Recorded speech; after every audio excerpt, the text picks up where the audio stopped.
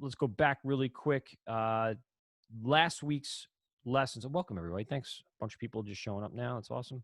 Um, Last week's information on binaural and stereophonic sound was part of the sound for film. So if I click on this image really quick, you'll see that the title up at the top here, sound for film, kind of kicked off.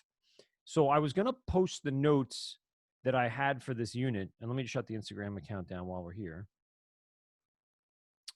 The notes I had for this are usually used at the beginning of the Logic lessons. So it's usually a transition unit where we go from Pro Tools to Logic. And we actually, I think, were able to do that when we were back in the classroom back in March. We were in the midst of that transition from one to the next. So by the time we get to film or working with video and Logic around this time of the year, there is a lot more going on in and around the classroom and of course in the content information that's being put forth. So we usually kind of bury a lot of these details within other parts of units. And so it's going to be a little more clear that it's specific to Logic and film. So if you go back to, like, for instance, my second year students might have a past quiz that says Logic sound for film or film, whatever. But you'll notice that there's a lot of other content in that quiz. We kept it light because A, it was a shorter week with Memorial Day, but B, because we're able to now spread it out a little bit, we're going to get very specific with some of the stuff that we're doing in our lessons. So again, on Tuesday, we started talking about, simply working with the project, how to start it up, the settings that were necessary, the things that are involved, the film rate, the sample rate, and things like that. So, those are the types of details that this time around the quiz will include. So again, utilizing the YouTube page, our YouTube page, to watch past lessons Tuesday, Wednesday, and today will be very helpful for the quiz tomorrow. We actually yesterday then started getting into a little bit of scoring in Logic.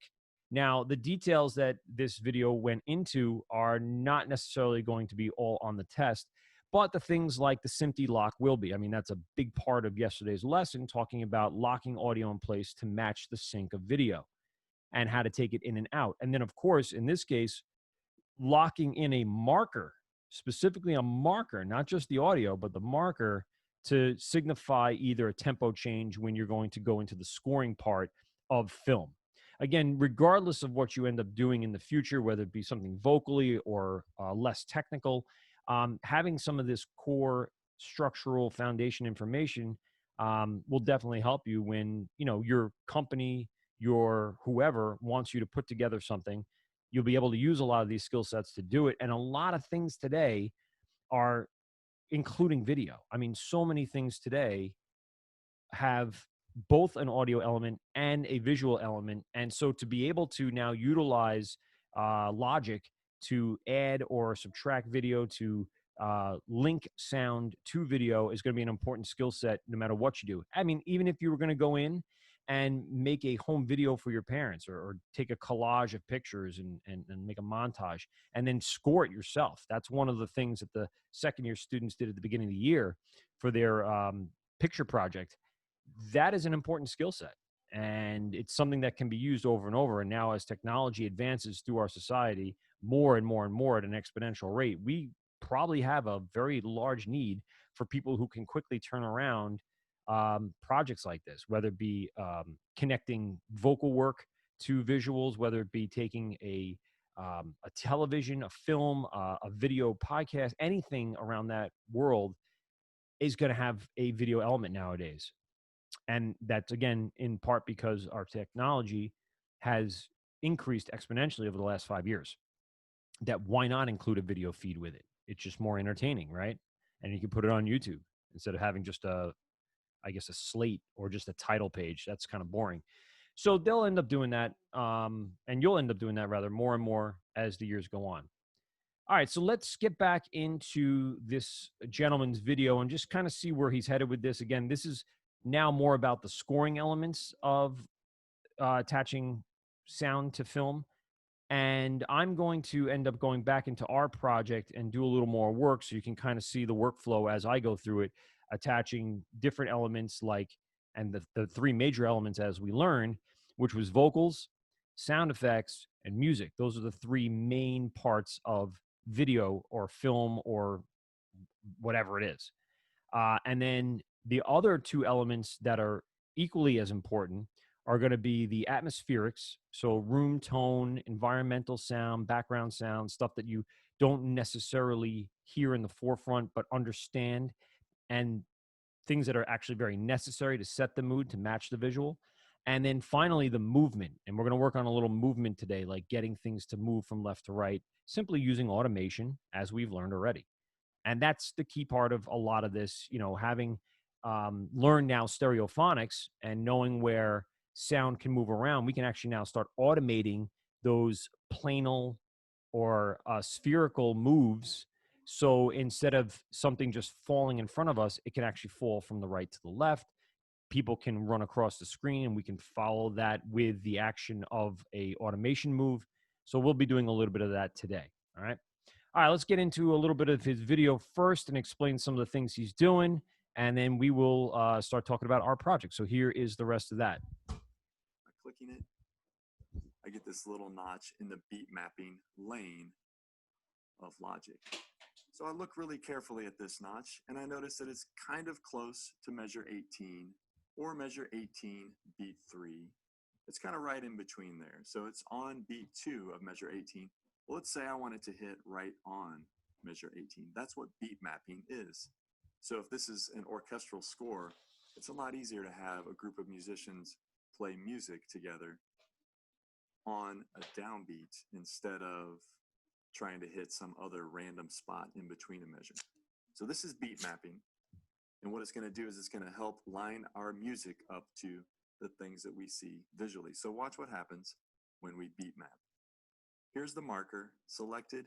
I've got a little mark in the lane of the beat mapping, and I want it to line up to measure 18. So we did that yesterday, right? We actually took the line from our project just to show it. We weren't actually creating any score or anything like that, but we took our line from whatever bar beat we were on, dragged it over to the marker where it says fast tempo, and it actually grabbed it and pulled it back, thus changing the tempo, automating the tempo from point to point. So, what we're actually doing, in a sense, we can't change video here in Logic. We can change audio. And in order to change audio, there's a couple of different ways. Obviously, we can use flex time, right, where we can actually go in and flex individual envelopes. But in this case, we're actually changing tempo. The project default tempo, as you can see up here above, is 120. Beat mapping allows me to change tempo as it goes along. So you can actually have it, quote unquote, quantized in. We know we can do quantizing per track, per clip, but in this case, it's about getting the timing of everything. In this case, like he's doing, he's changing tempos from slow pace to fast paced tempos. So he's going to actually want to increase and decrease the overall tempo of the project. So that's actually really interesting. And he's doing it because from scene to scene, it's going to have different feels. In our project, we have the same thing, right? We had that big ceremonial music at the beginning, and then we went to a more up-tempo song, and then we might get a little more ominous when the villain is introduced, and then we'll end up at the back end when things get a little slapsticky, going to something comedic, again, a little faster, a little more up-tempo, maybe something very loving, or passionate when there's things about talking about the dog and his owner and his father, because that's, again, the mood we're trying to set. And at the end, of course, like every trailer, you're going to want to highlight the concept of what this project or what this movie is going to be all about. So let's move forward a little bit in time here, because I know he actually ends up doing some more beat mapping stuff. But here's what happens as a result, as you can see. click there, and I can turn that tempo up a little bit. I've watched it a few times, and I've decided something in the neighborhood of 150 kind of moves along with the pulse of the music. So that is beat mapping in a nutshell. On this particular track, I need to do that one more time. So I'm going to skip down to the end, and I'm going to beat map one more time, and I'll walk you through it again. Now I've moved the playhead to the end of this particular trailer, where I know I need one more new tempo. So I had this fast moving section in the middle, then I'm going to go back to a slower section at the end. So I've put my playhead in the spot where I think the tempo should be slow. Actually, I'm gonna make it hit right here. Okay. So well, it turns out, boy, that's really close. I'm gonna make it hit maybe just a little bit before that. Bam. We'll skip again in a second, but basically what he's doing is he's creating three sections, right, per scene. The first scene, ominous, evil, villain, turtles, what the heck is this? Then action time. He pulls that tempo up using beat mapping to about 150. So he speeds it up. Again, he claimed that he watched it back and was already in tune with what was going to happen in the movie. And now he's going to slow it down again. So obviously he's going to create another marker. He's going to match that tempo. He's going to drop it down and he's going to utilize beat mapping to change tempos. So now when he goes in and goes and starts scoring, he can score based upon the tempos, right? And he's going to listen to a click. And so here he's going to probably start a software instrument track. I'm going to go in here. Here you could see it overall really fast, 451. Wow, that's kind of crazy. And again, he's at the very beginning, it's only about 118. It jumps up to about 150. Then in this really intense part, 451. And then it drops back down for the end, again, just to kind of summarize what was going on. So, the result here, if you were scoring, is you'll always have now this click track that keeps time for you and lets you know how fast or slow you should be going. Scoring is one of the most important elements of a film, believe it or not. Going in there and creating these artificial emotions, believe it or not, is what we are going to call it. Artificial emotions are really a big part of what attracts an audience to a film, what connects the audience to the film and the action. Just look at some of the soundtracks out there. What they almost had their own voice. Star Wars, Indiana Jones, Jaws.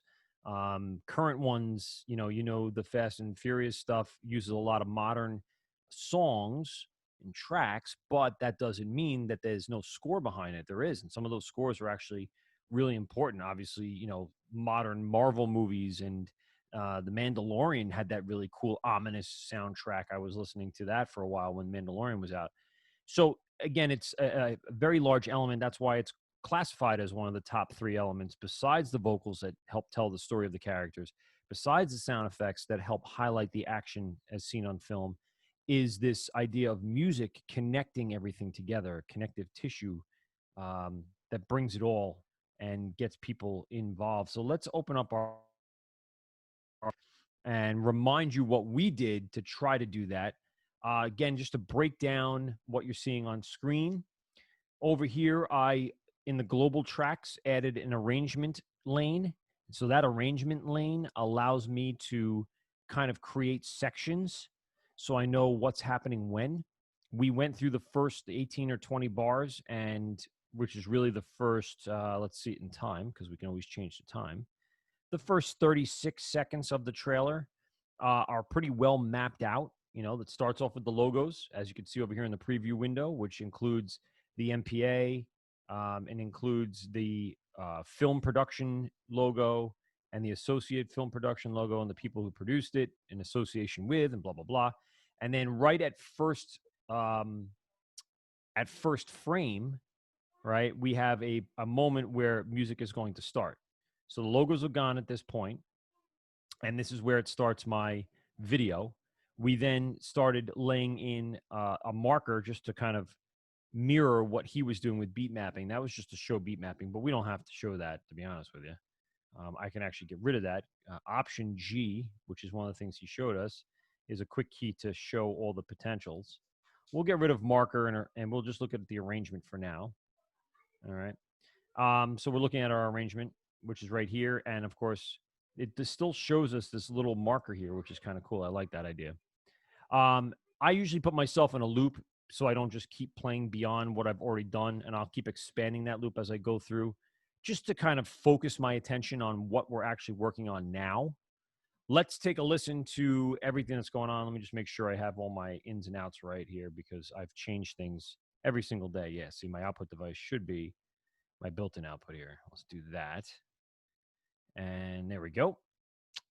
And now you can hear me through the speakers, which you don't want to do. But let's take a look and a listen at what's there already. In 1969, a dog was launched into space, but an accident transformed him into a superhero.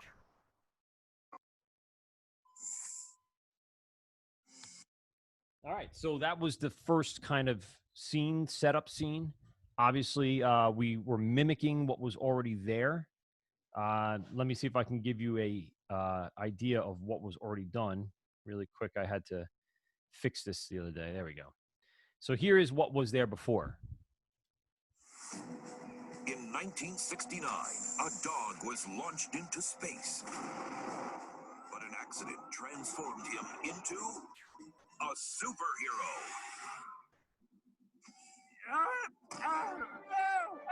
Interesting, right? So I tried to mimic that as best I could. Obviously, the voice, I do not have that movie voice.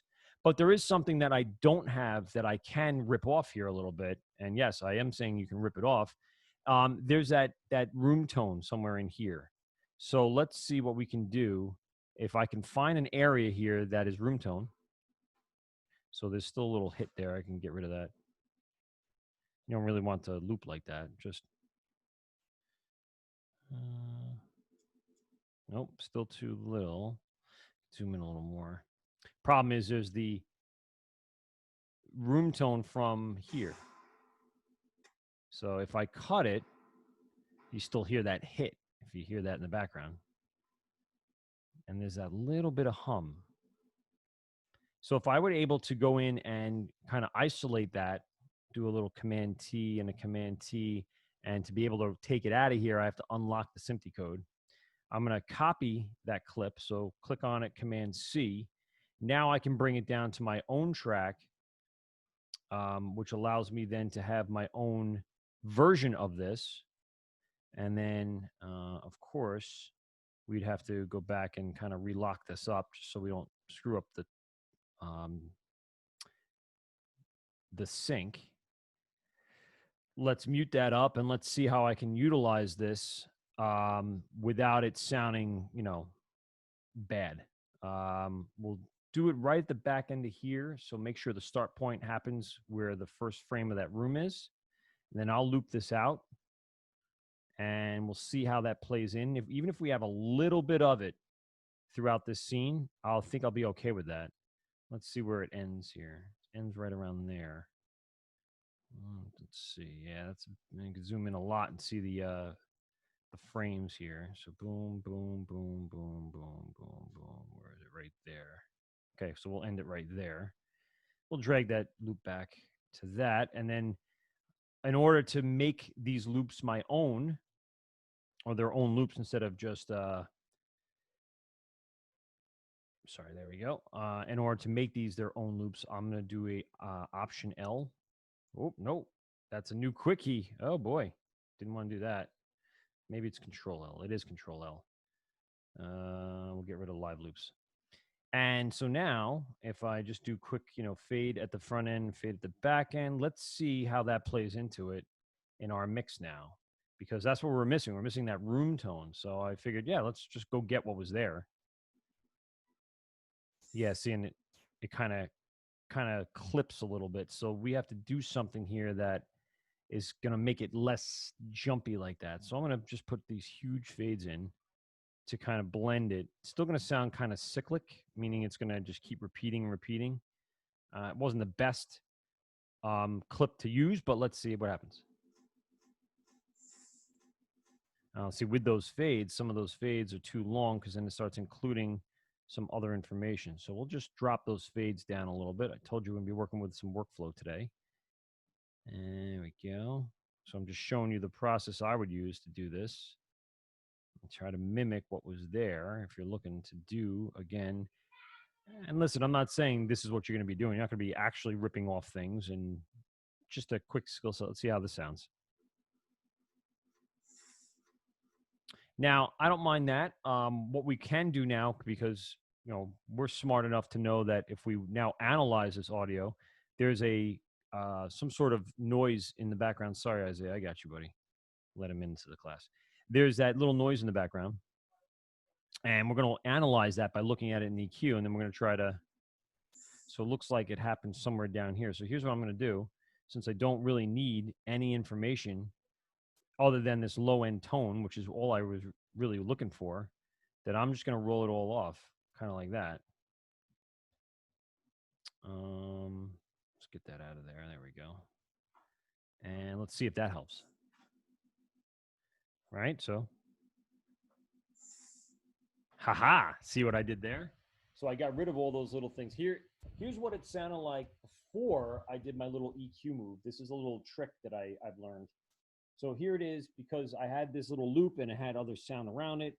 You know, it kind of sounded a little clippy and cyclic-y. So here's what it would sound like without the EQ on. So you can hear that little click over and over and over again.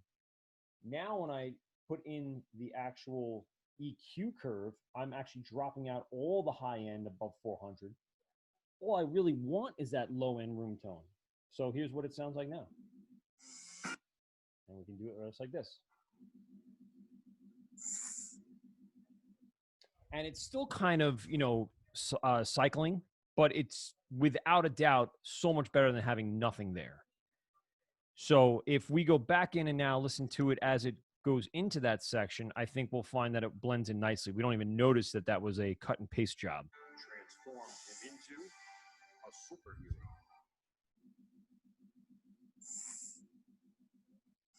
So now we need like some sort of, you know, hit or drop. We're going to need to put in vocals for me. Oh, something that's going to give me the idea of him falling out. So it's going to happen somewhere around here.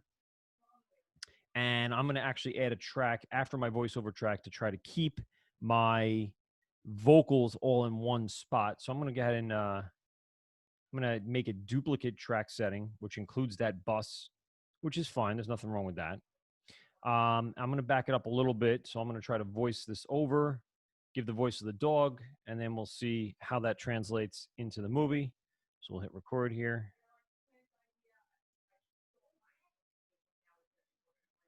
Oh! See, very easy. I'll go in and I'll do my cuts, and let's see how it sounds within the space. Now, it doesn't need to be super loud because obviously there's not much else going on this part of the film. Come on, get out of here. Goodbye. Goodbye. There we go. So we'll trim this down a little bit. We'll give it a little fade on the front and back end. And now let's see if we can take a listen to it here. Here it is. To a superhero.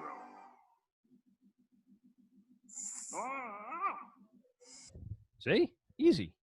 And I didn't mind having that duplicate reverb unit on there. Again, to reiterate what happened on Monday is that we actually bust out the voiceover track over to an auxiliary track, and we were playing with a new free plugin called Valhalla Supermassive, a great little reverb and delay plugin that sounds pretty good and is used a lot on pop music tracks nowadays. And they were offering it for free. So again, I highly encourage you to go out and download Valhalla Supermassive because it's free. And even if you have GarageBand, even if you have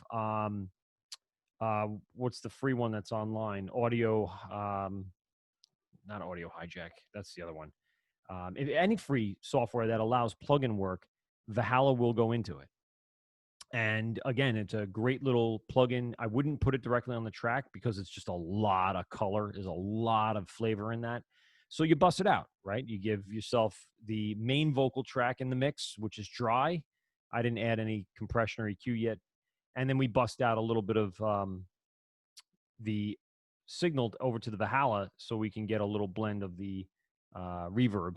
And of course, we're in space, right? I mean, this is a big open room with this room tone going on. It's going to sound kind of echoey. I can always go in and change the echo settings or add more or less.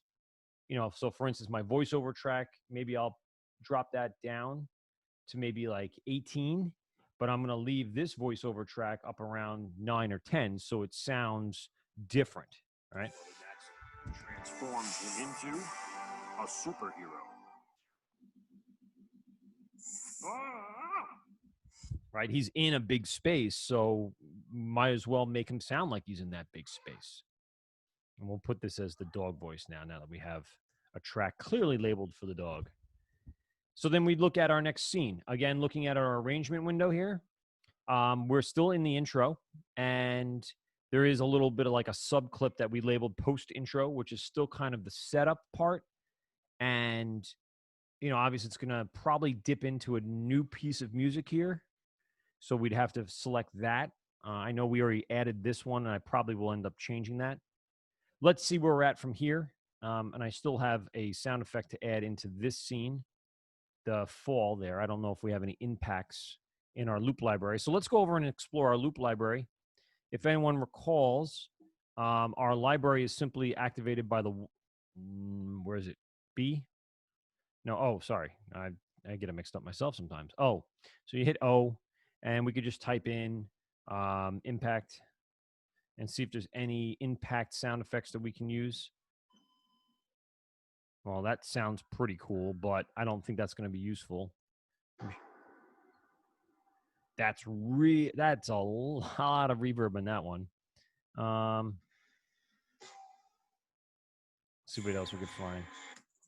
And those are beats. We don't need beats. That one's not bad. Again, they all have tremendous amount of reverb on them, but we're going to be able to change that. I don't mind that one. Let's bring that one in and see what we got. So if we go into the next level impact, let's try to match up the moment he falls.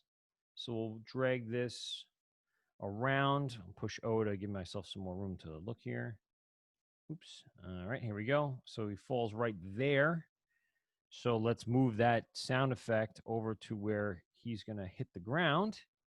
And then let's back it up and see what happens.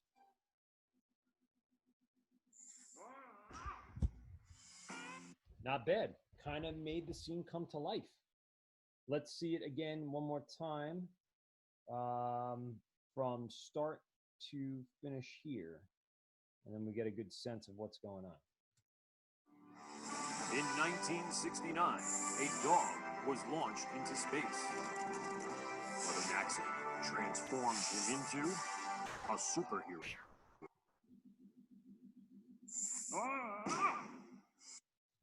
Beautiful. So I think, in my opinion, that scene is done. So our little section here from the loop from the start to about, bar 11 or so is complete. So now we can move and shift our focus beyond that to the next part of it.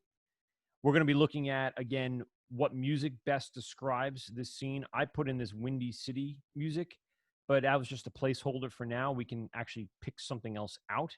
Let's see what it does sound like with that Windy City and see if it makes sense or if maybe there's a better match for that. And we'll go into our loops library to find that. I mean, it's okay.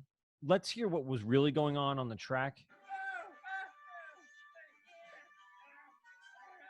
I just realized I haven't eaten for 50 years. Right? So there's a lot of the dog sound effect, him doing crazy stuff, trying to figure out who he is now that he has these superpowers. Go back to the beginning of that scene. Let's hear it.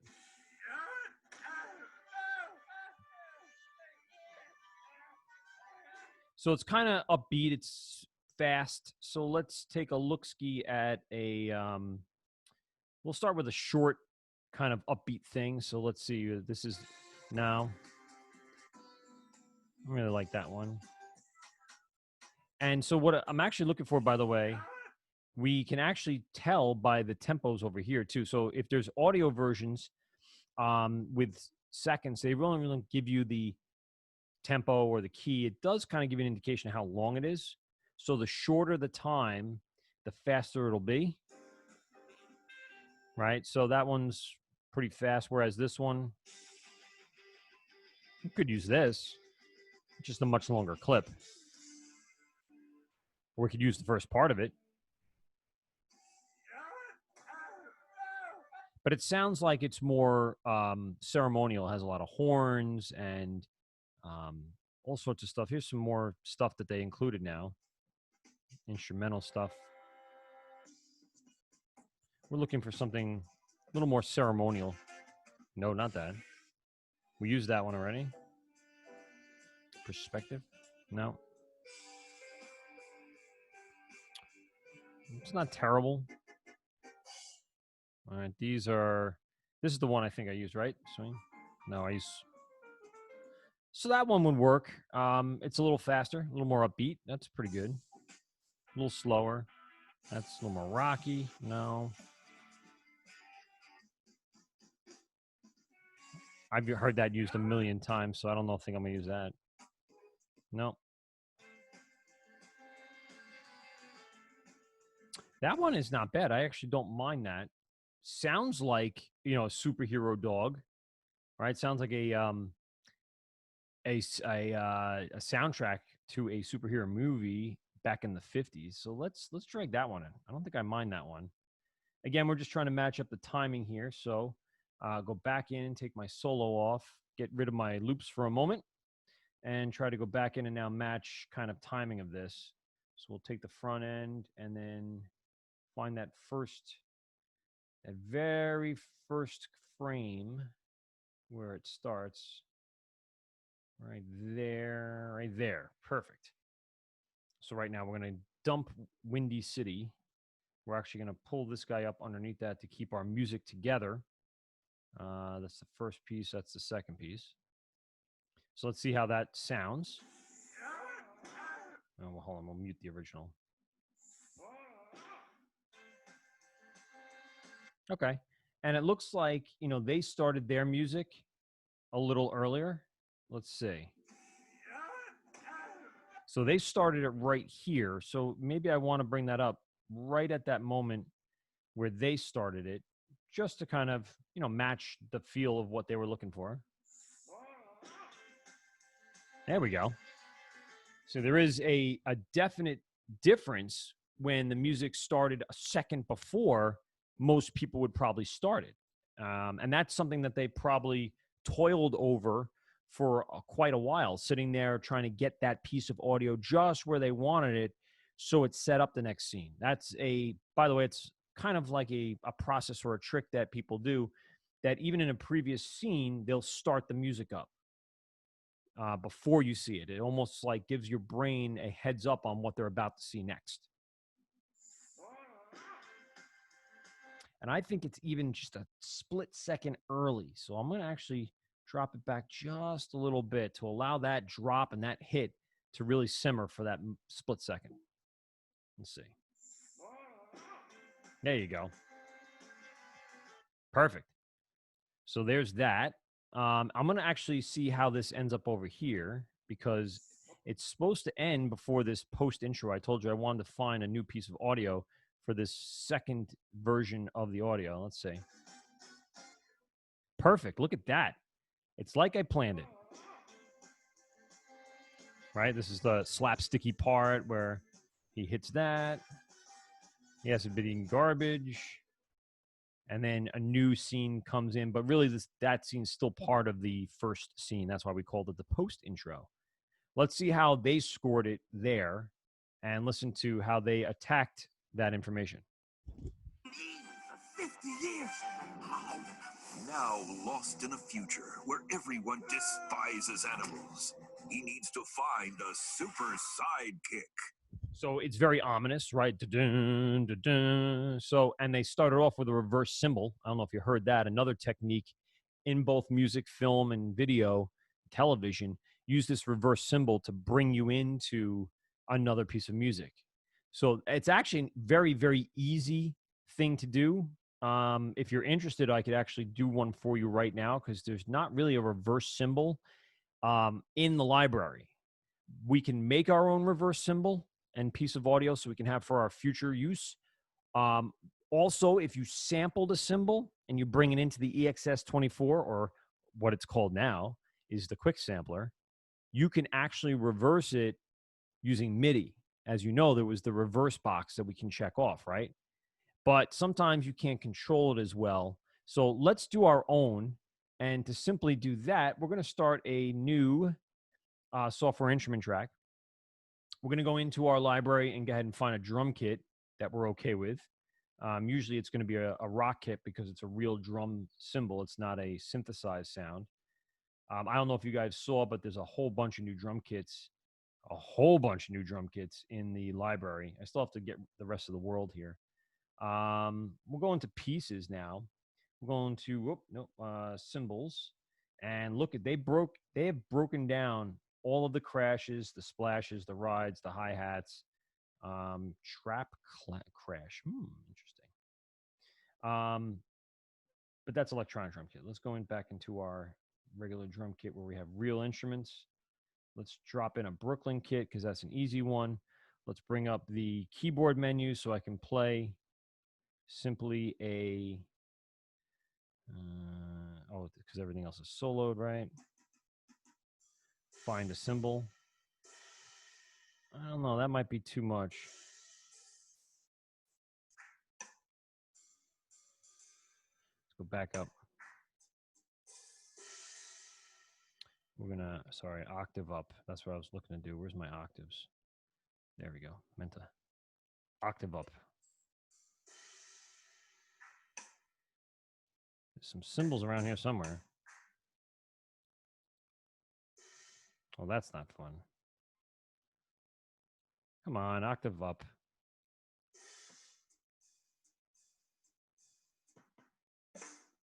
Where the heck?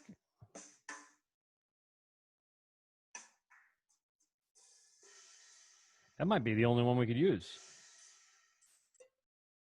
Yeah, that might be the only one. I'm not very happy with it, but we'll use it. So we're actually going to record this. Simply hit record. I'm going to hold it down in order to get the full, essence of that cymbal. So now it's a Brooklyn kit, and it's a MIDI track. We can actually just go back and listen to it, make sure we got the cymbal down. All right, we're good with that. Here's what we're going to do to create that reverse cymbal very quickly. Once you get used to doing this, it actually is probably the easiest way of doing it. We're going to right click. We're actually going to turn it into an audio file. We'll put it on a new track. We'll leave it. We'll leave the tail because we want that, that final sustain out. And we didn't add any automation or pan or anything. Then we can delete that cymbal. And we can go into our Brooklyn BIP, and we can actually just turn it up a little bit by doing a quick normalize. Get rid of this, get rid of this. And now here's our cymbal, right? It's pretty loud. So now we also have the ability, double clicking on it, file, functions, reverse, that I can reverse it. Simple, right? Done. Get rid of everything else. And now here's what it's going to sound like as we put it back into that spot. So they have a reverse cymbal here. Right here, it looks like. So I'll align that there, and I'll push this to right about there. We can trim it down a little bit, throw some fades on there so it doesn't pop or click. And without the actual track, here's what that would sound like.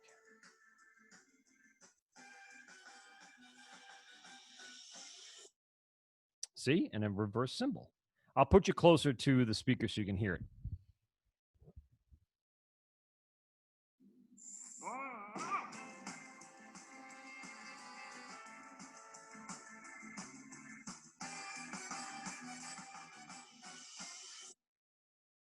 And actually, I probably want that last kind of like sucked out sound to match that first moment right there in this scene.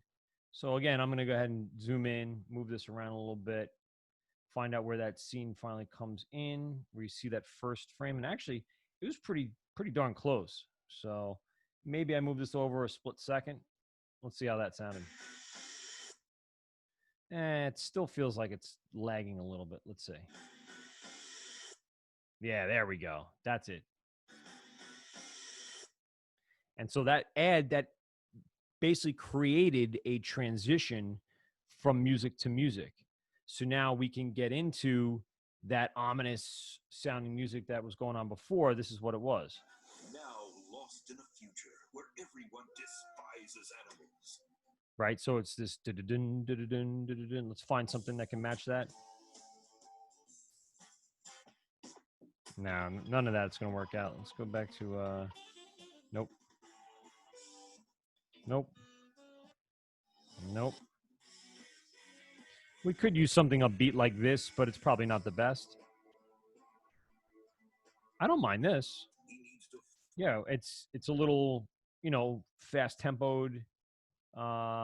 We can just create another audio track based upon this one, and we'll drop in this guy. And it's fairly quick, which may or may not present a problem. So then let's see how this all works out when I drop this guy in right at the back end. And let's see where that ends up. And then there's probably a sound effect back here. So we actually might be right on point with this. Let's take a look at how that ends up playing out here. Again, I'm going to do just a quick fade on the back end of that one. And here we go.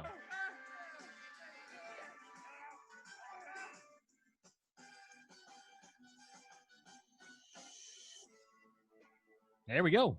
Like it. Okay. And more than likely, as we know, there's a bunch of voiceover work going on here. So I would probably end up now that I have the music pretty well laid out, I can always stretch this, right? We can always stretch this. If we need an extra, couple milliseconds out of this bad boy, I can actually go in and throw on flex time, flex the heck out of this, turn it on, and I could actually pull it out a little bit. Not just that part, but I want the whole thing pulled out. So let's make it a little longer so it matches that final point. See, I was able to stretch the whole thing to make it a little longer. It probably will slow it down a little bit.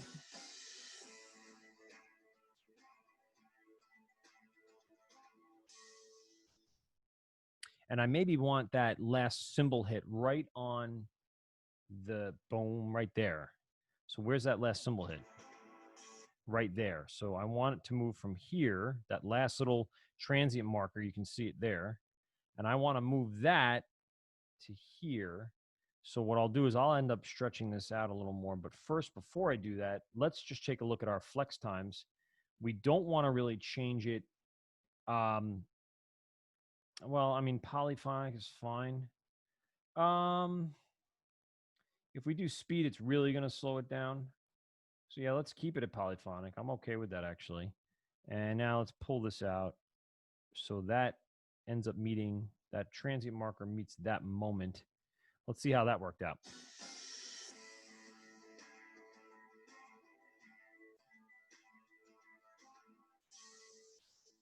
Okay, I like that.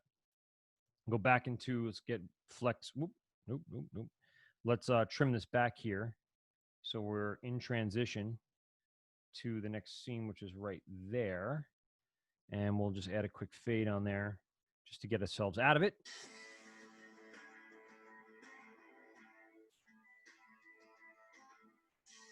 Perfect. So that cymbal hit right as the reaction from the dog happened. Like that. Just going to hide the flex view. So again, we're just pulling ourselves through these last few parts here. Every so often I'll go back, make sure I didn't pull things out of sync. We know that we put the sync locks on all this stuff. While I'm at it, let's lock down picture right now. Again, highlighting all my clips, right click, lock them down. Make sure they don't move if I make a bad edit or I have multiple clips that were highlighted together. And here we go. In 1969, a dog was launched into space. But an accident transformed him into a superhero.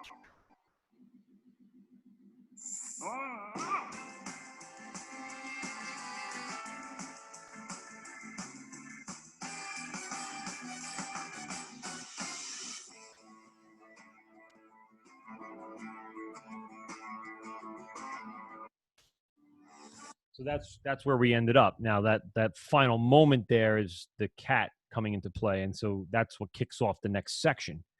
Again, if we wanted to add that section marker, and we wanted to just go ahead and hit arrangement, and then we can rename it.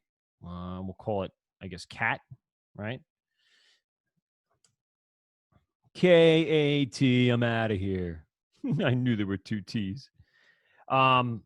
But that's kind of what we're doing. We're just laying it all out. Let's go back in and find out what we're missing here now. that we have this laid out, and the picture is now in lock. Music's locked. We're going to do some vocal recording and some sound effect work. Let's see where we're at with that. So I'm good there. Let's see what they did so we can mimic that.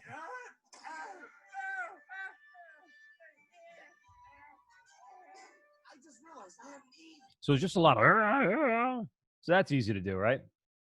Let's go in there and do that. I'm going to mute this up. We'll get my voice on there. I'm going to mute it just so I see that.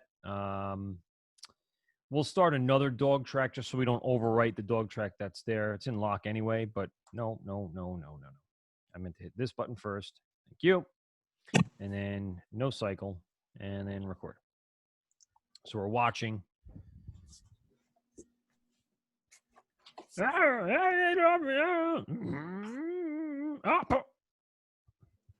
Very easy, right? Nothing. I'm not going crazy with this. Just something really quick that would, make sense to what we're seeing.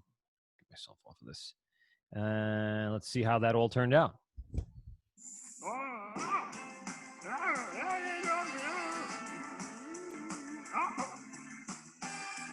So I think we're missing just a couple of sound effects. I don't think anything crazy. So right there, should I include maybe stomps or jingling or something? I don't know. I probably don't need it with the music. Me just doing the is probably plenty for that scene. And then, yeah, I'm going to need a bang here. So let's see if there's any more metal impacts that I can use, because it's got to be on a metal gate. So is there any metal or steel or anything for impact I can use? That's not bad, although it's very, very, very long reverb as we knew before. That's a beat.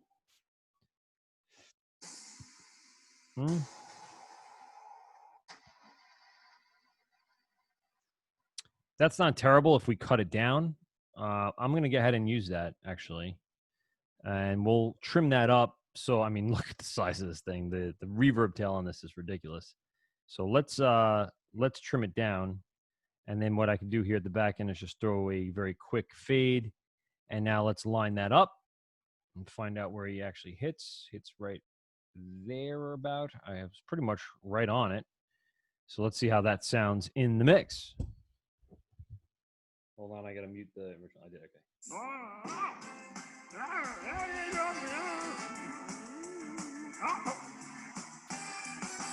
It's not bad. As you can see, I actually have the volume down on that track. I pulled it down to about -5 or so. So maybe at this point, I would want a little more impact on that. So I would maybe pull that up to about 3. Let's see how that sounds. It's not terrible. I probably still even want more out of it. That's better.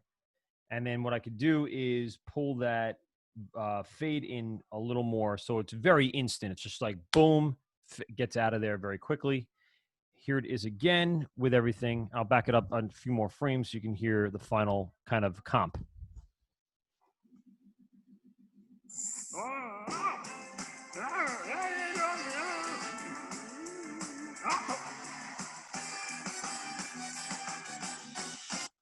There you go. And I guess the last part would be obviously to record the part that he says, I haven't eaten in 50 years, I think it is. So I just realized I haven't eaten for 50 years. I just realized I haven't eaten for 50 years. So where does that start? So right after the impact. So it's going to happen right there. I'm going to position my playhead where it is. Mute this up. He says, I just realized I haven't eaten for 50 years.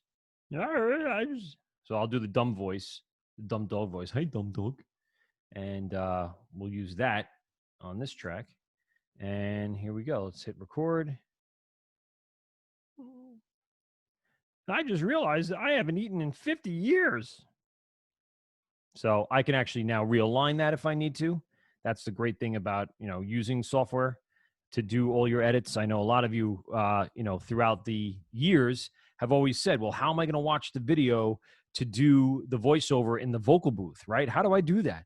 How about you just practice it once, do it in the vocal booth, and then use the software to power it up?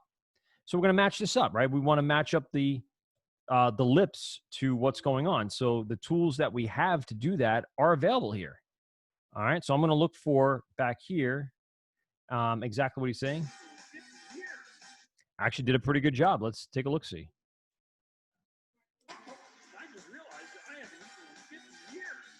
And I practiced that once. I mean, you guys are seeing this in real time. This is not something I've practiced without you. And you need to start realizing that it's just a matter of staying focused on task and knowing your software enough that if you had to make a change, you can make a change. Other than that, it's practicing the line a few times and then doing it, and you should be good. I find it a little low in the mix. I don't mind the music where it's at. Let me just see something here. See, that works fine for that, so I don't want to change the fader. I do want to, however, change the track. I'm not going to add EQ and compression now. So I'm going to make the most out of this. Since it was a decent recording, I am going to be able to normalize it to make it a little louder here. I don't typically do that for everything, but this one I might do that with. I just realized that I haven't eaten in 50 years. All right, so it's a little loud. I can go back in and control that again. Again, double clicking on it. I can actually reduce the gain where it says change gain. You're going to go relative change. And then I'll do a negative 25% or so change, which is really just pulling it down 2.5 decibels. I'll make that change, and then I'll take a look at it. It looks a little better now. Not as loud as the no. I just realized that I haven't eaten in 50 years. So I don't think I need the reverb on there now much anymore. So again, we talked about movement.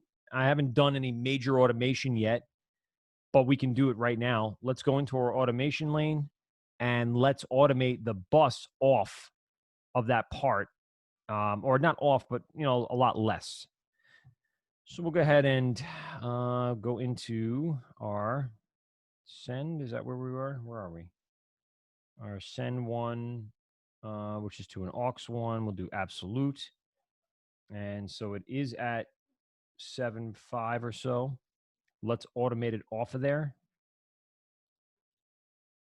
And so you'll see that I'm going to just reduce it as soon as it comes in to super low. So there's still a little bit of reverb because he's in an alleyway.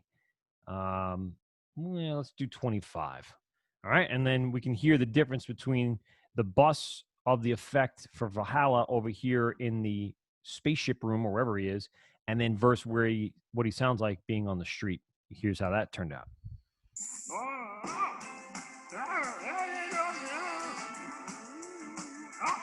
I just realized that I haven't eaten in 50 years. Boom. And there it is.